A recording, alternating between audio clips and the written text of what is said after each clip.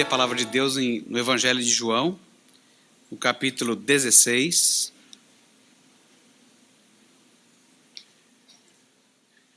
O título da minha parte é Jesus e o conforto da igreja.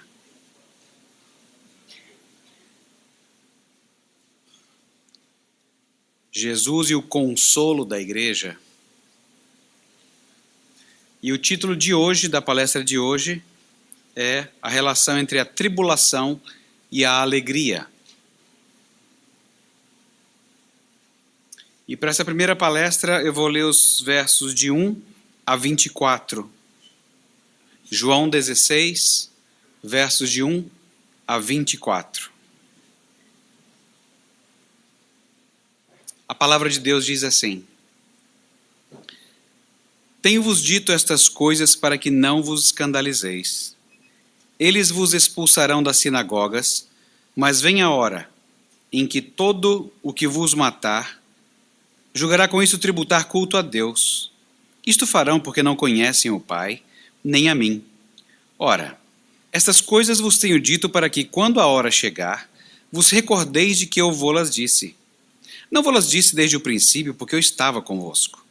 Mas agora vou para junto daquele que me enviou, e nenhum de vós me pergunta, para onde vais? Pelo contrário, porque vos tenho dito estas coisas, a tristeza encheu o vosso coração. Mas eu vos digo a verdade, convém-vos que eu vá, porque se eu não for, o Consolador não virá para vós outros. Se porém eu for, eu vô-lo enviarei. Quando ele vier, convencerá o mundo do pecado, da justiça e do juízo. Do pecado, porque não crê em mim. Da justiça, porque vou para o Pai, e não me vereis mais. Do juízo, porque o príncipe deste mundo já está julgado. Tenho ainda muito que vos dizer, mas vós não o podeis suportar agora. Quando vier, porém, o Espírito da verdade, ele vos guiará a toda a verdade, porque não falará por si mesmo, mas dirá tudo o que tiver ouvido e vos anunciará as coisas que hão de vir. Ele me glorificará, porque há de receber do que é meu e vô-lo-á de anunciar. Tudo quanto o Pai tem é meu, por isso é que vos disse que há de receber do que é meu e vô-lo-á de anunciar. Um pouco e não mais me vereis, outra vez um pouco e ver-me-eis. Então alguns dos seus discípulos disseram uns aos outros: Que vem a ser isso que nos diz, um pouco e não mais me vereis, e outra vez um pouco e ver-me-eis e vou para o Pai? Diziam, pois, que vem a ser esse um pouco? Não compreendemos o que quer dizer. Percebendo Jesus que desejavam interrogá-lo, perguntou-lhes: Indagais entre vós a respeito disso que vos disse, um pouco e não me vereis, e outra vez um pouco e ver-me-eis? Em verdade, eu vos digo que chorareis e vos lamentareis. E o mundo se alegrará, vós ficareis tristes, mas a vossa tristeza se converterá em alegria. A mulher, quando está para dar à luz, tem tristeza, porque a sua hora é chegada. Mas, depois de nascido o menino, já não se lembra da aflição, pelo prazer que tem de ter nascido ao mundo um homem. Assim também agora vós tendes tristeza, mas outra vez vos verei. O vosso coração se alegrará, e a vossa alegria ninguém poderá tirar. Naquele dia, nada me perguntareis. Em verdade vos digo, se pedirdes alguma coisa ao Pai, ele vô-la concederá em meu nome. Até agora nada tendes pedido em meu nome. Pedi e recebereis, para que a vossa alegria seja completa. Vamos falar com o nosso Deus uma vez, em oração?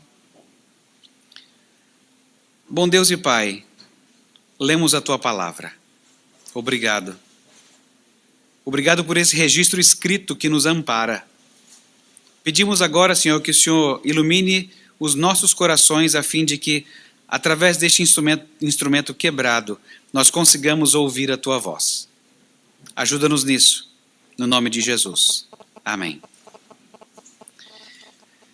Eu preciso que você entre no clima do capítulo 16. Essa história, essa conversa de Jesus vem vindo desde o capítulo 13 e vai até o 17. Mas o assunto é tudo junto e misturado. A alegria, a partida, o sofrimento, está tudo junto. Mas nessa primeira palestra eu vou tentar ficar só com tribulação e alegria. A relação entre tribulação e alegria. Mas eu preciso mesmo que você entre no clima do capítulo 16. Pensa comigo. Você está com alguém que o amou, o convidou, que o treinou e que constantemente lhe dá suporte para que você possa desempenhar bem suas tarefas. Você sente segurança. E comida não falta, porque Jesus multiplica. Tem até a promessa de moradia. E agora essa pessoa fica insistindo que vai embora. E mais, além de dizer que está de partida, afirma que seremos odiados, perseguidos e mortos. Como é que você se sentiria? Eles sentiram tristeza. Agora, aqui, em Manaus, hoje, deixa eu fazer uma pergunta para você. Você acredita que se conseguisse fazer uma viagem no tempo, só para ver Jesus, isso resolveria a sua vida? Aumentaria a sua saúde espiritual? Capacitaria melhor você a vencer as lutas? Eu não sei o que você respondeu no seu íntimo, mas Jesus discorda. Se você respondeu sim, Jesus discorda. Não podemos prescindir do Consolador. Ele está alertando os seus discípulos de ontem e de hoje para os dias difíceis, mas repletos de alegria. E isso só poderá ser assim. Tempos difíceis, com alegria, com o Consolador. E por falar em dias difíceis, você já deve ter percebido que o modo como as pessoas comuns e personalidades públicas falam contra o cristianismo mostra uma ira contida que tem se derramado, a exemplo do novo ateísmo que nós ouvimos aqui e acolá. Basicamente, segundo os algozes do cristianismo, todos os problemas do mundo se devem à igreja. A gasolina ficou mais cara? A igreja. Aumentaram os crimes violentos? A igreja. A gruta caiu? A igreja. Afinal, estavam fazendo algo religioso ali. Se apertar mais um pouquinho, o grande culpado é Deus, que sabia que Adão ia pecar e deixou tudo isso acontecer.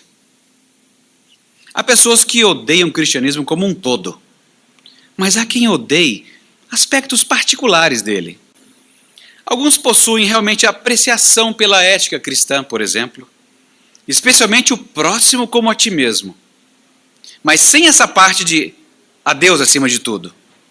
Sabem, o problema para aqueles que odeiam alguns aspectos do cristianismo é essa insistência de que há salvação somente em Jesus, ou manter esse discurso politicamente incorreto da distinção binária, homem e mulher como padrões divinos, ou ainda ecoar essa coisa primitiva da necessidade de sacrifício, derramamento de sangue. O cristianismo sem essas coisas seria ótimo para os que odeiam aspectos particulares dele. Há outros que acham que tudo sobre o cristianismo é incoerente. E aqui eu quero concordar parcialmente. De fato, a Bíblia não é um livro fácil para ser lido. E mesmo que fosse, a leitura depende de um crer que não provém meramente das letras escritas ali, mas da ação salvadora do Espírito Santo. Portanto, eu acho que são razoáveis as críticas daqueles que tentam ler a Bíblia e achar nela coerência sem os mecanismos que a própria Bíblia coloca.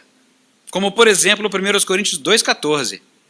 O homem natural não aceita as coisas do Espírito de Deus porque eles são loucura e não pode entendê-las porque elas se discernem espiritualmente.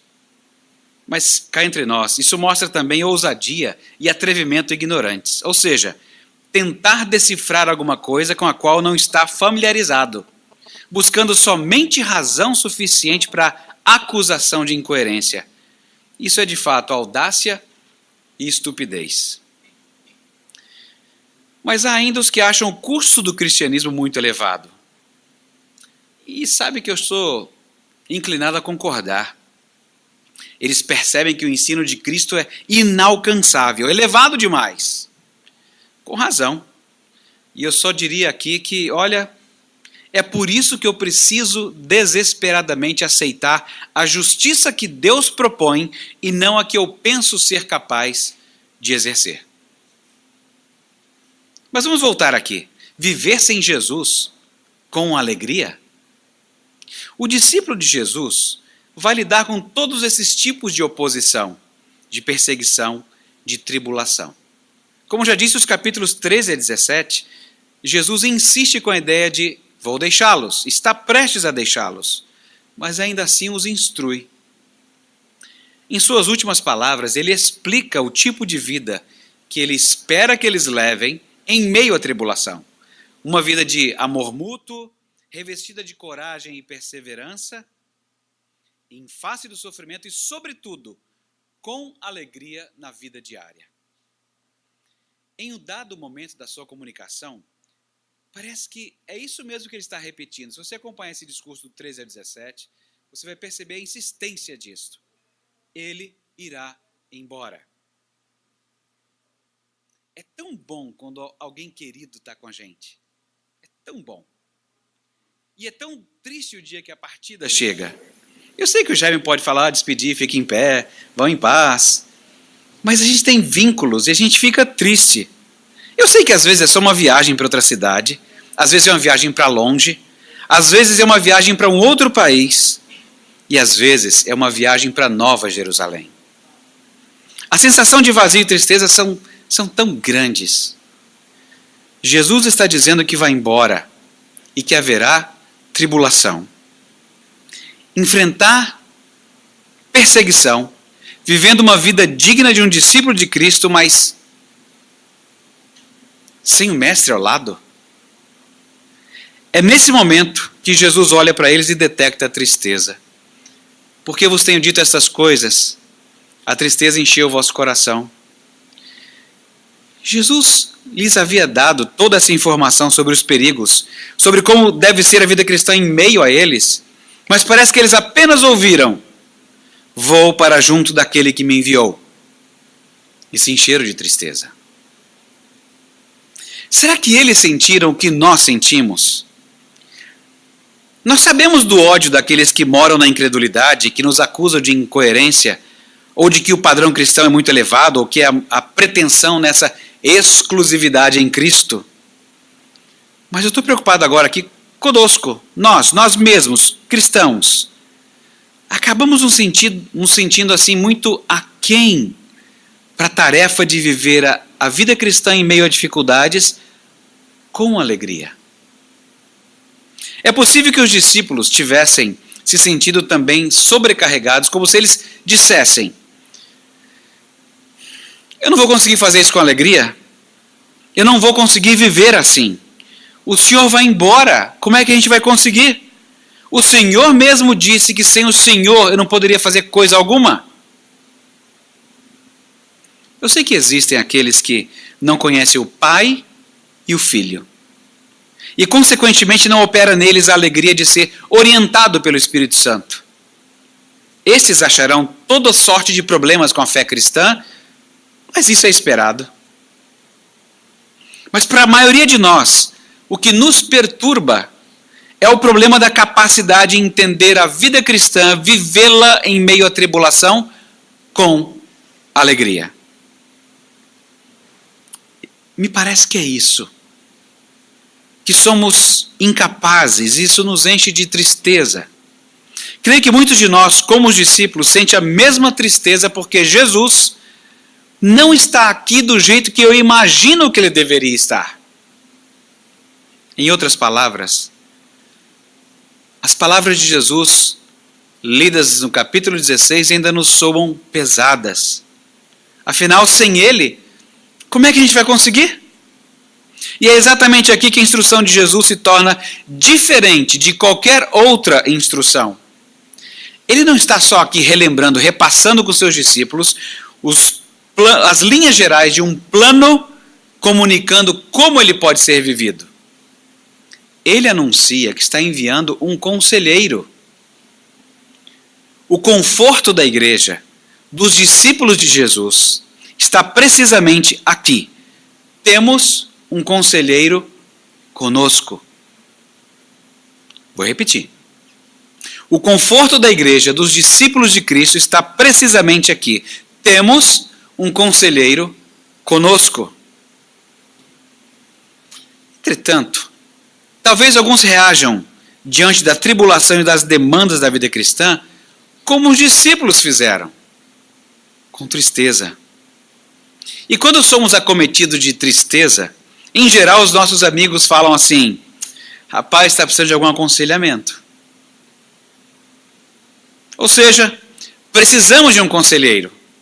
Então, é por isso que a gente está continuando a ver esse capítulo 16, para estudar um pouco mais sobre esse conselheiro, o Espírito Santo, para pensar melhor como é que a nossa saúde espiritual está associada a ele. A figura do conselheiro, ela é importante em várias esferas. Para empresas, por exemplo, os conselheiros são pessoas capazes de induzir os conselhos de administração a tomarem melhores decisões, promovendo a preservação do patrimônio e a criação de valor para todos. Há pessoas em empresas que se esforçam, por vezes, para ter a oportunidade de ao menos um encontro com um conselheiro renomado. Parece que alguns cristãos raciocinam desse jeito, empresarialmente, quanto ao valor de ouvir um bom conselheiro. Talvez como xoxos do tipo: se eu tivesse a oportunidade de um encontro com Jesus, se eu tivesse visto os seus milagres, eu seria outra pessoa. Eu conduziria melhor a minha vida. Um encontrozinho com Jesus. Imagine comigo uma cena dentre tantas possíveis na vida de uma pessoa.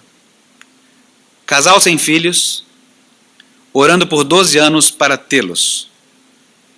Seu vizinho, que é devoto de uma santa conhecida, ao ver o sofrimento e luta diários daquele casal amigo, convida para que: vocês não querem levar as suas dores à minha santa de devoção? Casal volta para casa triste. Provação, água subindo, os questionamentos aumentam. Casal ora a Deus: Pai, nos consola. Olha o que eles estão dizendo. Eles estão achando que o Senhor não faz nada para aliviar o sofrimento. Se nós seguirmos com esse pensamento, logo nós vamos concluir: Jesus foi embora e sem Ele não podemos fazer nada. A tristeza nessa hora ela vem acompanhada, ela nunca vem sozinha. Tem o medo à esquerda, tem o desencorajamento à direita e uma depressão por detrás. Entretanto, observa bem o texto comigo. Jesus está falando com seus discípulos, gente que havia andado com ele, visto os seus milagres, ouvido a sua voz. A esses Jesus afirma categoricamente: querem a verdade? O melhor é a minha partida. Se eu não for, o Consolador não virá. Quando eu for, eu o enviarei a vocês. Do ponto de vista de Jesus, o consolo não seria voltar no tempo e andar com ele, nem ver seus milagres, e nem ouvir a sua voz do passado. Haverá uma condição melhor para eles que será providenciada mediante o seu sofrimento e morte. Ele estaria com seus discípulos de uma forma melhor do que nesta hora do capítulo 16. Melhor? Melhor dizemos nós que estamos aqui. Já imaginaram as pessoas ouvindo Jesus dizer isso? Imediatamente eu imagino um Pedro dizendo assim: como assim, Jesus? Melhor é que o Senhor fique com a gente. Isso é o que é o melhor. Entretanto, sem a obra da redenção consumada, sem o derramamento de sangue do Cordeiro de Deus que tira o pecado do mundo, não há condição melhor. Ao contrário, sem a morte e ressurreição de Jesus, seria como confundir comunhão com ajuntamento. Pé de goiaba com araçá ou buriti com açaí. É muita confusão, né? Para quem sabe a diferença, é muito clara a diferença. A tribulação eternamente dolorida, o sofrimento eterno e a angústia sem fim seriam a experiência de Jesus para que a nossa experiência de tribulação seja amena. O sofrimento tenha prazo de validade e a angústia não consiga ser tão forte por causa da graça consoladora. O modo de estar com Jesus mudaria. A vinda do Consolador é um sinal de que a obra da redenção foi consumada e a alegria da vitória nos foi concedida para ser desfrutada em qualquer situação hoje, como ele dissera aos seus discípulos no passado, e nos diz nesta noite. Com o Espírito de Deus entrando em sua vida, Jesus anuncia: você fará coisas maiores, você será melhor, você vai conhecer mais de mim, você será mais forte, você terá mais recursos. Se você acha que eu estou exagerando, perceba os discípulos antes e depois do Pentecoste. Que grande diferença na vida deles. Ou você acha que está mais avivado, você precisaria viajar no tempo e ter estado lá naquele dia? Não. O ponto que quero destacar é esse.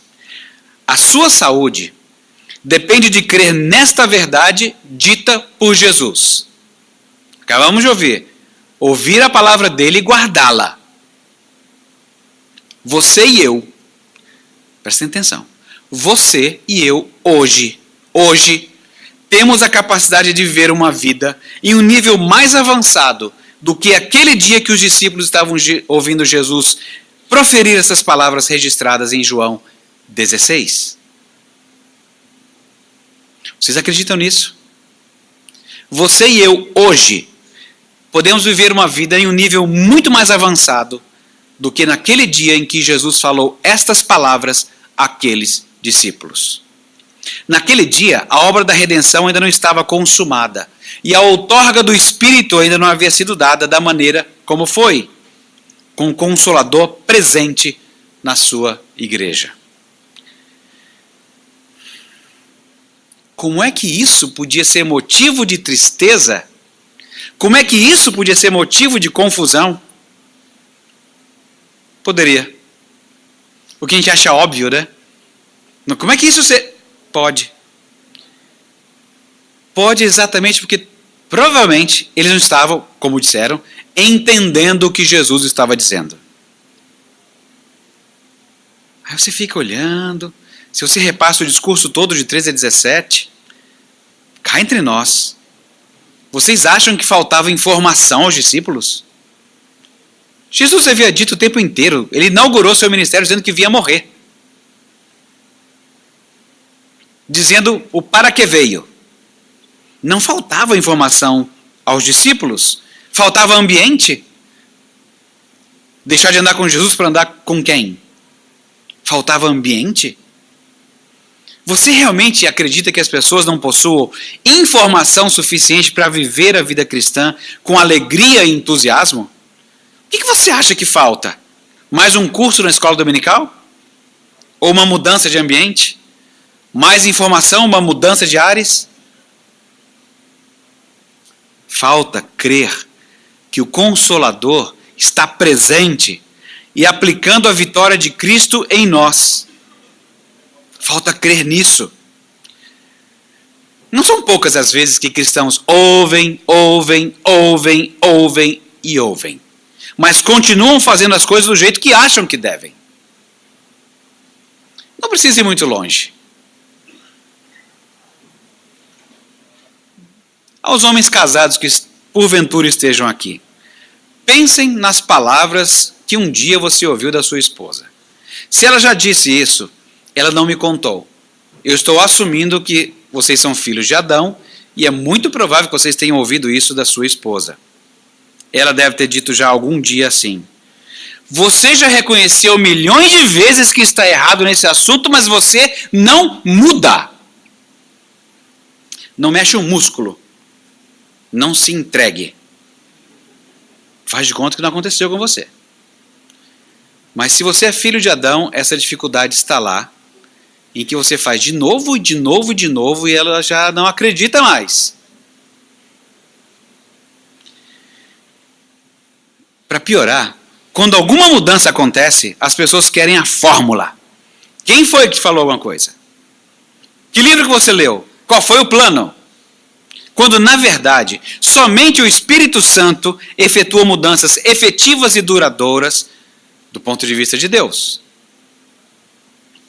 O que Jesus está dizendo é que o problema em sua vida não é que você precise de novos ares ou de mais informação. Você precisa das palavras dele, que serão renovadas em você pelo Consolador, o Espírito Santo. Você precisa dessa realidade espiritual sempre. As palavras e a experiência que as acompanha. Reconhecer estar errado milhões de vezes e não mudar, significa que a informação que você decorou não é real para você. É por isso que Jesus insiste, é necessário que eu vá. Porque se eu não for, o Consolador não virá para vocês. Se porém eu for, vou enviá-lo, e quando ele vier, vai convencer as pessoas do pecado, incredulidade, da justiça, da redenção consumada e do juízo, venceu o maligno. Nessa hora, eu gostaria que você estivesse pensando no íntimo assim. Você está sugerindo que a informação que eu tenho acumulado na igreja esse tempo todo não é real para mim? Só porque eu repito os meus pecados bastante? Olha, eu imagino que os discípulos raciocinaram com espanto também, porque a informação que Jesus lhes dava não estava sendo real para eles, e não era nova. A obra do Espírito Santo é conduzir o que nós sabemos ser verdadeiro para algo experiencial, ou, em outras palavras, o Espírito Santo torna real a informação que você tem. Por que o marido reage com violência ao dirigir e depois reconhece que está errado, mas volta ao erro com facilidade? Não mexa um músculo, por favor.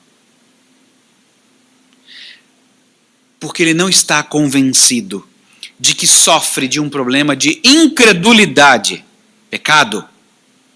Ele acredita em Deus, mas acredita que o caos em que ele vive, a injustiça que sofre, inclusive no trânsito, Deus não se importa e ele precisa fazer alguma coisa. Ele não acredita que Deus está agindo em seu favor. E assim despreza a redenção consumada, a justiça. E descrê que o maligno tenha sido vencido por Cristo. Se ele mesmo não vencer o maligno todo dia, Deus não está fazendo isso. Percebem que se você parar para pensar o que está acontecendo, você tem a informação e às vezes você não permite que ela entre por uma questão de incredulidade. Incredulidade que avança. Não fica só no eu estou duvidando que Deus queira o meu bem. Eu estou duvidando que Deus tenha agido em meu favor. Eu estou duvidando que Jesus Cristo tenha vencido o maligno. É bem mais pesado. Não é só uma questão de temperamento. É não estar deixando que o Espírito torne real aquilo que você já conhece. Isso levanta a seguinte questão. Qual a diferença entre uma pessoa religiosa e um cristão verdadeiro? O Consolador vai concretizar isso em nós. A realidade espiritual, ou seja, a palavra de Deus e a experiência que a acompanha. É por isso que Pedro, por exemplo, insiste em dizer que, olha, à medida que você anda mais com Cristo, você cresce na graça. O crescimento é um sinal externo, esperado, visível. É por isso que você vai ver nos evangelhos que, tem que ter uma candeia aparente. As pessoas têm que ver que você está iluminando. O sal tem que dar sabor. É um aspecto externo, visível. Cá entre nós, se você acreditasse mesmo no novo céu e na nova terra, não do Leandro, da Bíblia. Se você acreditasse no novo céu e na nova terra, Eu tenho certeza que você seria incrivelmente mais generoso com suas posses e com seu dinheiro, porque você não investiria muito nesta terra. A noção de ser peregrino estaria muito mais clara. Você viveria com a segurança de quem sabe que a sua vida VIDA maiúsculos, a sua vida está oculta em Cristo, e quando ele se manifestar, ficará clara a vitória que ele já conquistou sobre a morte. Então, talvez essa seja uma parte do problema. As pessoas acreditam no que Jesus diz, mas não raro as palavras não são espirituais.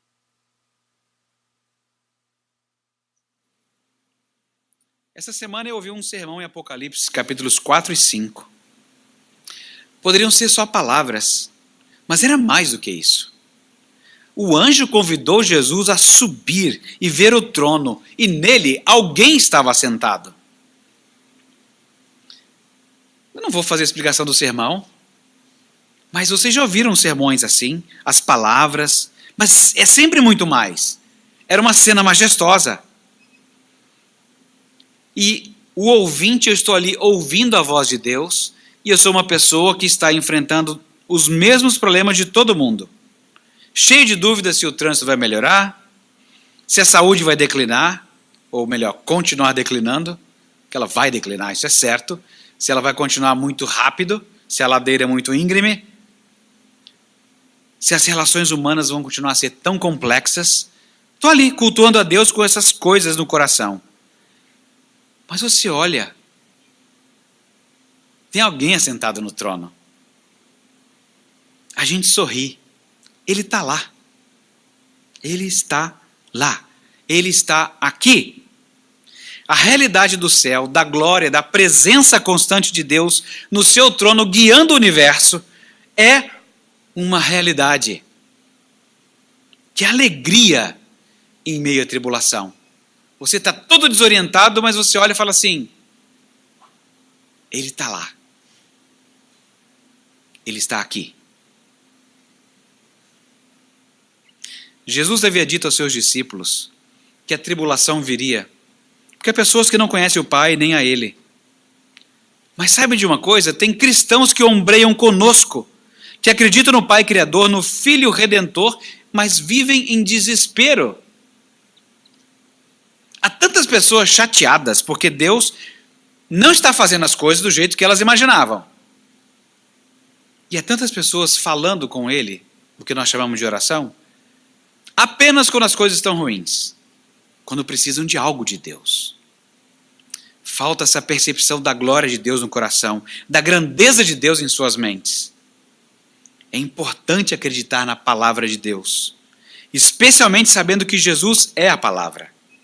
Pois bem, ele disse que o Consolador habitaria em nós e mostraria a sua glória no nosso coração, de modo que o convencimento do pecado, da justiça e do juízo alcançasse todas as esferas da vida. Para que você olhasse e tivesse percepção o que pode, o que não pode, o que deve, o que não deve. Você nunca ouviu falar de uma moradia desse tipo. Você nunca ouviu falar de uma moradia desse tipo. Tem a música do Vinícius de Moraes, que é de uma casa muito engraçada. Conhecem? Deve ter ouvido já, não é? Eu resolvi fazer uma estrofezinha pequena, roubando um pedaço de Vinícius, dizendo assim: era uma casa bem diferente, morada eterna de todo crente, Jesus e o teto e também o chão, constrói paredes pelo mundão, gente daqui e dacolá, vira a parede para testemunhar, e para ajudar com a nossa dor, deixa aqui dentro o Consolador. Só isso aí. Só para copiar um Vinícius mais bíblico. Você nunca ouviu falar de uma moradia desse jeito. Isso é para lá de Emanuel. Emanuel é Deus conosco. Com a obra consumada é Deus em nós. Mas eu disse que a falta da percepção da glória de Deus no coração, da grandeza de Deus nas nossas mentes, esse era um problema. Ouçam esse exemplo de Jonathan Edwards. sobre a diferença entre um cristão maduro e um cristão fraco. Ele dizia que se você é um cristão, certamente você acredita no amor de Deus. Mas se isso for verdade, por que tantos cristãos estão sempre se sentindo desprezados? Por que ficam sempre chateados porque alguém o insultou? Ou não notou você? Ou até mesmo te ignorou? Por que você fica tão devastado pela crítica? Sabem por quê? Jonathan Edwards disse que é porque o amor de Deus não é real para você. Você faz coisas no escuro porque não quer que ninguém saiba, mas você acredita na onipresença e na santidade de Deus. Acredita, mas às vezes não é real para você. Vocês estão entendendo o ponto aqui? O que Jesus está dizendo é que o problema em sua vida não é que você precise de novos ares, ou até mesmo de mais informação. Qual palavra pesa mais? A de Deus ou a da sua irmã? Ou do seu tio, da sua mãe? Quem desses conhece melhor você? Deus, sua tia, sua irmã, seu pai? Quem o ama mais?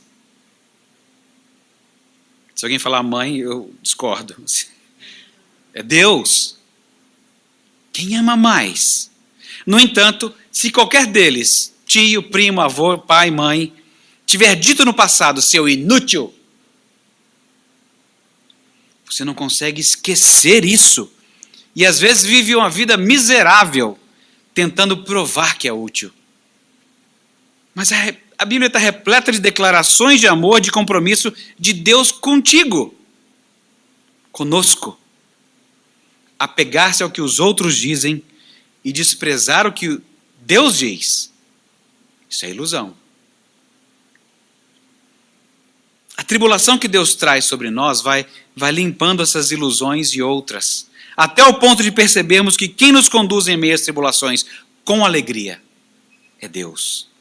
Ele é a voz que importa ouvir. Precisamos do Consolador, o Espírito Santo, como nosso conselheiro. Ele é diferente de todos os conselheiros que você já ouviu falar na sua vida. O Espírito Santo o convence de pecado, conduz ao arrependimento e o ergue para continuar a caminhada. Ao final, ele sempre vai dizer para você, sua conta já foi paga por Cristo. E ele sempre terá horário para você. É este Consolador, é dele que Jesus está falando. É por isso que a gente está aqui explicando o que ele vem fazer. Era preciso que Jesus completasse a obra da redenção para que o Espírito viesse habitar na sua igreja e fosse nosso conselheiro, fazendo morada em nós. Você já deve ter percebido a essa altura que o Espírito Santo vai lidar com você pessoal e comunitariamente. Digo isso porque tem cristão que acha que somente algumas entrevistas com o conselheiro, sem a comunidade local, é suficiente. Jesus ensinou sobre a igreja. Se o apóstolo utilizou a metáfora da unidade de um corpo, seu discípulo escreveu sobre a necessidade de nos congregarmos, de nos aconselharmos, de levarmos as cargas uns dos outros. Afinal, por que ir à igreja? Por que ter alguns amigos cristãos com quem você possa compartilhar tudo? Por que buscar pessoas mais amadurecidas? Por que buscar conselho para tomada de decisão, não no Google?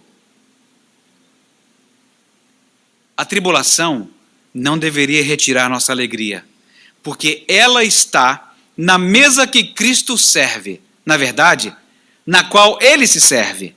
É uma mesa de comunhão, uma mesa de memória, através da qual deixamos constantemente o Espírito Santo tornar o ensino de Jesus real para nós. De novo, de novo, de novo e outra vez. Muitos sofrem apenas a tribulação sem alegria, por causa da falta desta realidade espiritual. Precisamos de tudo quanto Jesus disse que precisaríamos. Dos sacramentos, da igreja local, da comunhão, de amigos, da leitura da Bíblia, da oração. Não adianta ficar ouvindo montes e montes de sermões e se entupindo de informação. Não adianta achar que se trocar de igreja será melhor por causa de uma mudança de ares. Não adianta achar que uma viagem ao Oriente Médio será a sua caminhada religiosa ao estilo Santiago de Compostela. Isso é o que alguns cristãos têm feito, tentando achar por aí um jeito de mudar suas circunstâncias, tentando achar por aí novas informações. Entretanto, o ponto é a realidade espiritual que deve ser experimentada com o conselheiro habitando em nós. Nós somos as muitas moradas. Elas não estão por aí. Habita em nós. Ele não é alguém que disse, faz o seguinte, vira na segunda esquerda, aí segue mais adiante, na terceira direita, e aí você pergunta no Posto Ipiranga. Não é isso que o Espírito Santo faz. Não é isso que ele faz como conselheiro. Ele é um conselheiro conosco, que renova e aviva a glória de Cristo em nós. E isso é sempre alegria pura, em meio a toda e qualquer tribulação. Amanhã, nós conversamos mais. Hoje, para aqui. Amanhã, nós vamos ver um pouco mais dessa relação, hoje de tribulação e alegria, e amanhã vai ser sobre paz e ânimo, a relação entre paz e ânimo e a verdade, para vermos um pouco mais do trabalho do Consolador. Deus nos abençoe.